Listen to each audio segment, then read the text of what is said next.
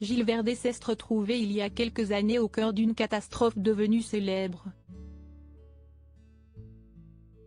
Il en a gardé quelques séquelles, comme il vient de l'expliquer ce lundi soir dans Touche pas à mon poste. Ce lundi 20 novembre 2023, Cyril Hanouna a fait part à ses chroniqueurs de ses craintes lorsqu'elle va chez le dentiste. « Tu sors, et t'as l'impression que toute ta tête est fatiguée ». Il a ensuite demandé à Gilles Verdez, qu'il vantait de taquiner, s'il allait lui aussi chez le dentiste. Le mari de Fatou a alors révélé à ses camarades avoir l'incapacité d'ouvrir la bouche, à cause de son accident à Furiani.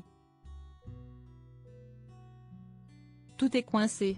J'ai l'air comme ça bien pourtant, mais en fait tout va mal. Et lui, son dentiste, NDL, m'a compris, a-t-il ajouté, avec exagération et humour.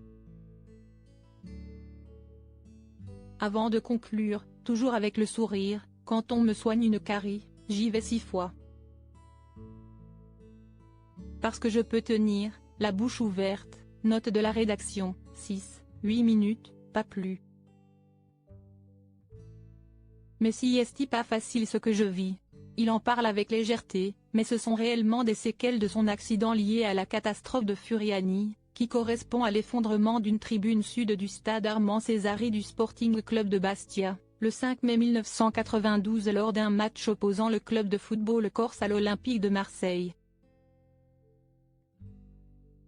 Un drame qui a provoqué la mort de 19 personnes. Plus de 2000 ont été blessés.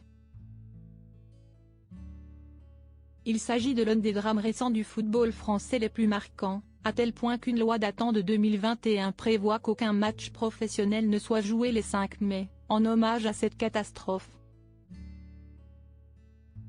Si est d'ailleurs en 2021, sur le plateau de TPMP, que Gilles Verdez revenait sur ce drame, lui qui était présent à ce match et qui a été secouru par le président de l'homme de l'époque, à savoir l'immense et regretté Bernard Tapie. C'était une scène d'effroi. Je me suis retrouvé propulsé. J'ai marché vers le vestiaire marseillais.